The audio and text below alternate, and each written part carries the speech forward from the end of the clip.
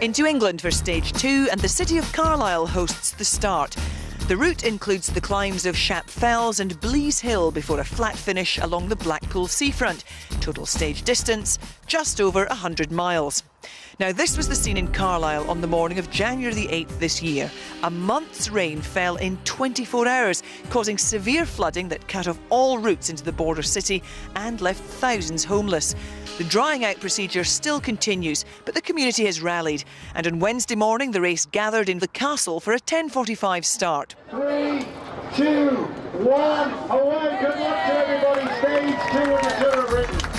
The castle, founded in 1092 by William the Conqueror's son, was once the prison of Mary Queen of Scots, and legend has it that King Arthur and Merlin were once visitors to this historic site. 30 miles down the road is Shap Fell at over 1,400 feet. The word fell is from the Old Norse language and means hill or mountain. Well, the fells around Shap used to be famous for their pink and blue granite, but these days the area is better known for its ancient stone circles and for the English heritage site at Shap Abbey. And of course the fells provide walkers with miles and miles of field and moorland tracks. The riders reached the top of the fell on this road, the A6. Before the M6 opened in 1970, this was the main route between England and Scotland, and in bad weather it was notorious. Drivers had to negotiate this treacherous climb with its vicious bends, and this monument at the top of the climb commemorates those epic journeys and the local people who gave freely of food and shelter to stranded travellers in bad weather. Well, hopefully there won't be too many stranded travellers today, but if anybody is hanging off the back of the peloton, members of the Eden Valley Touring Club will give them plenty of support, I'm sure. Hey!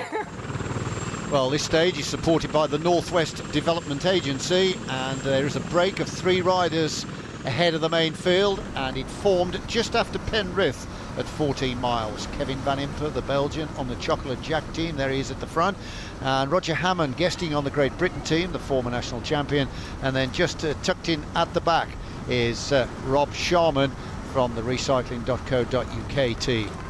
Well, we could see by the way he participated in that flurry of attacks early in the stage that he was smarting from yesterday. He literally wrote off the overall classification possibilities by being caught out there, so he got himself into that breakaway, and now there's an awful long way to go.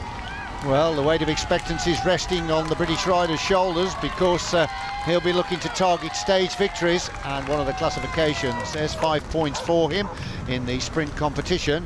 Hammond over the line first quite comfortably, and Sharman second for 3 points, Van Impe third for 2, and Baumann, the German, picking up the stray 1 point. See, those time bonuses themselves aren't actually of any interest to these riders. In fact, it looks like they're actually going to share out. They're not going to contest these intermediate points. They're going to commit themselves for the stage win. They're going to work together, sense of camaraderie, and for the moment they are a team. They've got a long way to go, and they need to spread the work if they're going to have any chance at all. Well, Kevin Van Impe rode very well in the Tour of Britain last year, finished 9th overall, and scored a very good second place in the finish in Manchester to Zanini.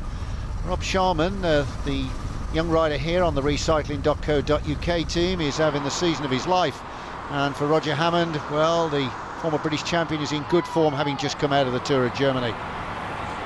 Well, that's a very healthy lead now, but there's a lot of experience in this group. You might be wondering why nobody's panicking. If this 3 have got 5.5 minutes already, well, there's still an awful long way to go, and only 3 riders to chase. Well, they're going to need more than that if they want to go to the finish chute. Well, both riders trailed in yesterday, 22 minutes back from the leading group, so they're no threat at all to the overall positions, and they will be given their head, surely. Well, this long climb now of Shap Fell. I've actually been on this myself as recently as last year. I often like this. I love this part of the world.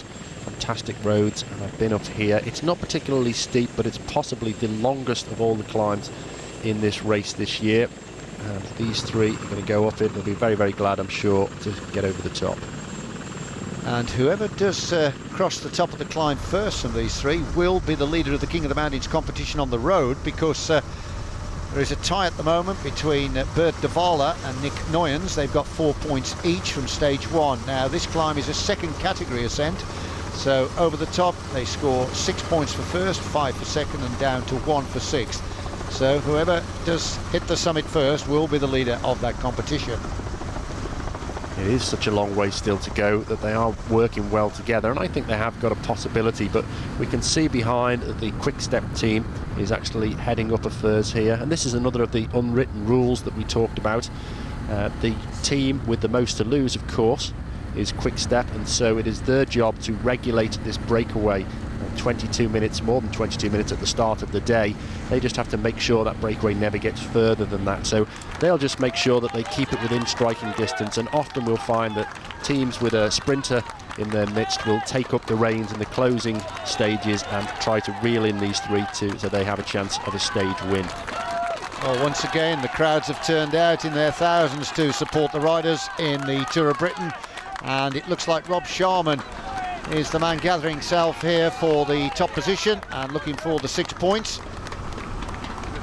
Doesn't look as though they're going to sprint for it, but Sharman it is that's leading Van Impe, and third spot Roger Hammond. It's the line just ahead of them.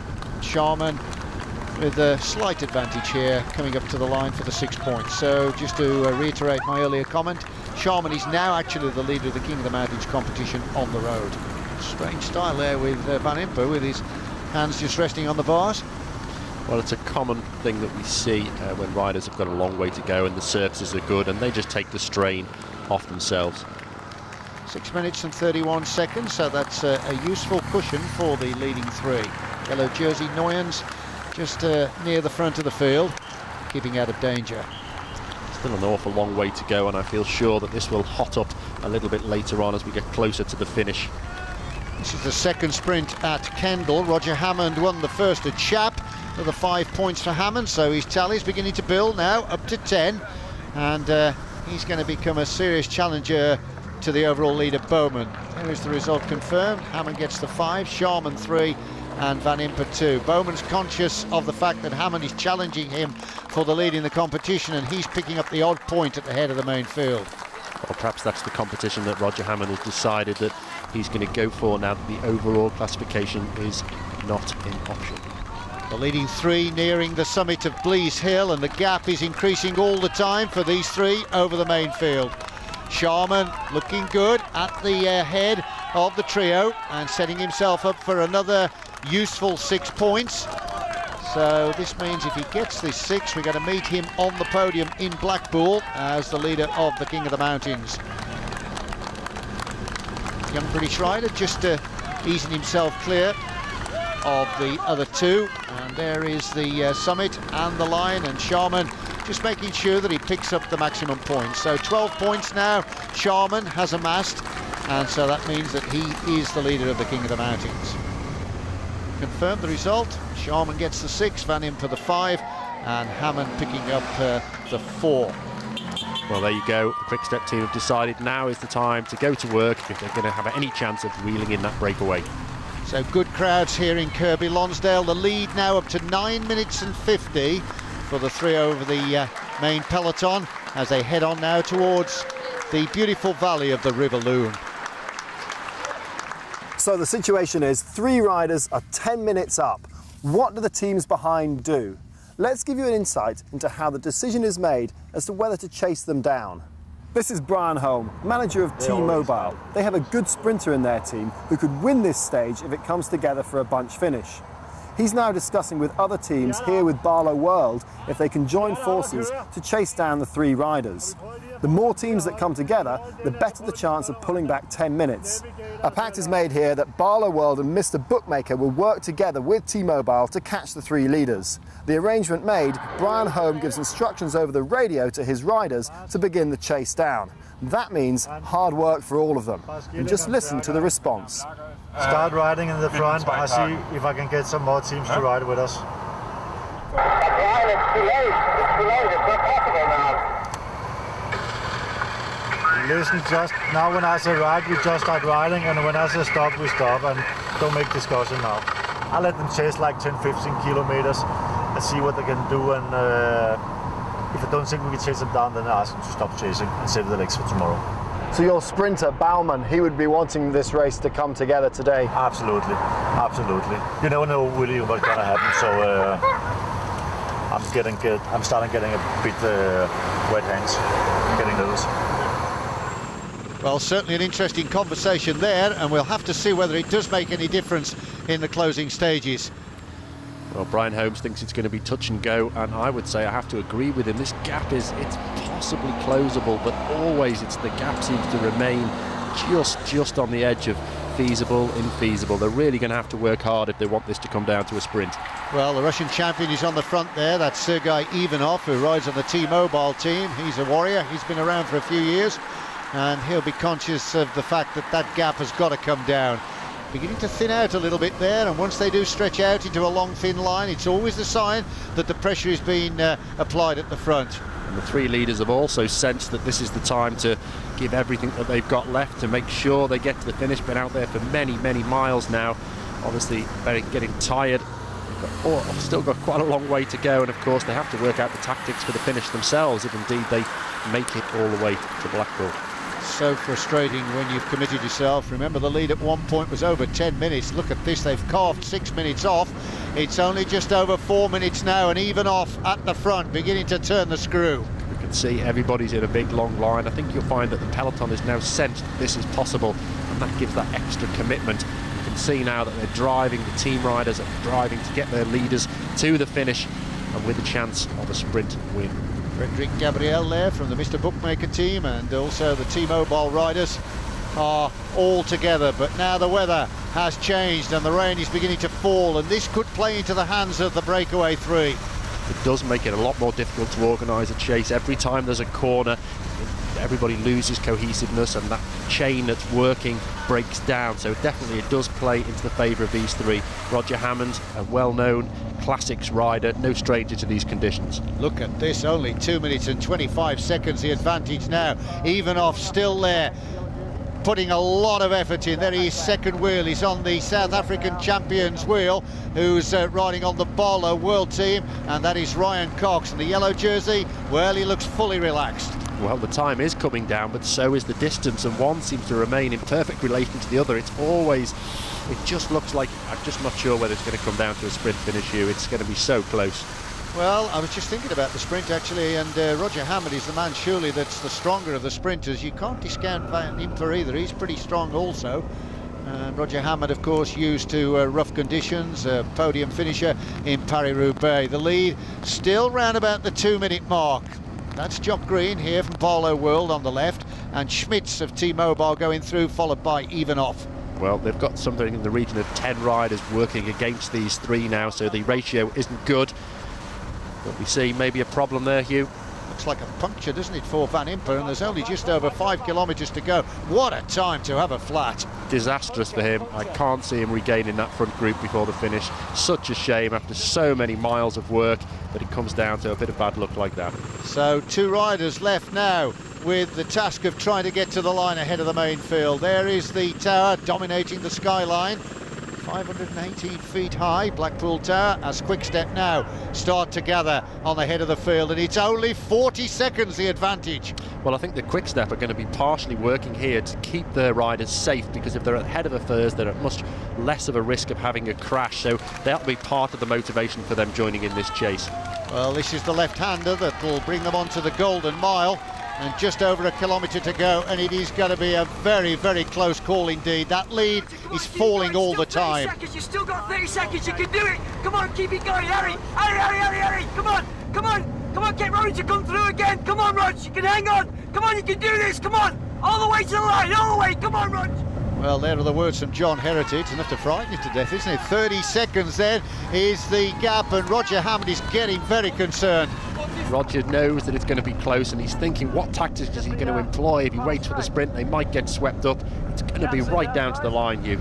And a Quick Step coming to the front, and 1 or 2 of the other sprinters are there. That looks like Geraint Thomas, and he's got Cavendish on his wheel. So it looks like Thomas is going to lead out Cavendish for the sprint from the bunch. Now then, Sharman's looking back, and Hammond's not going to wait any longer. I've had enough of this, he said. I'm going for it.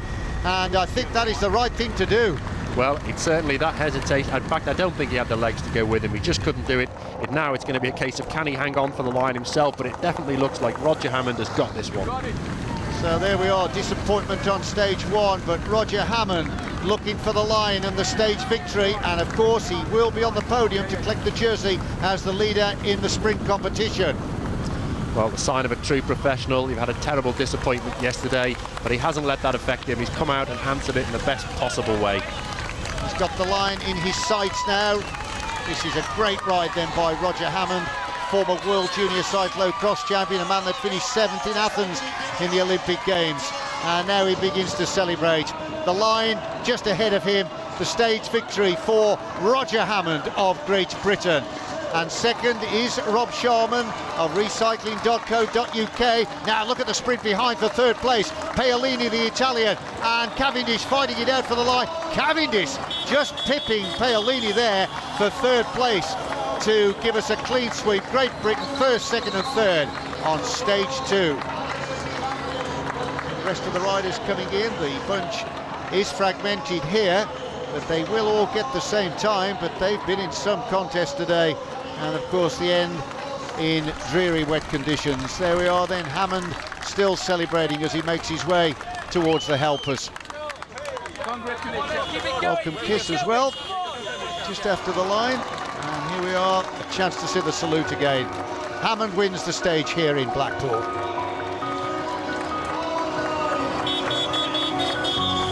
Roger Hammond won by 5 seconds from Robin Sharman, and with Mark Cavendish winning the bunch sprint, it was a 1-2-3 for the British riders.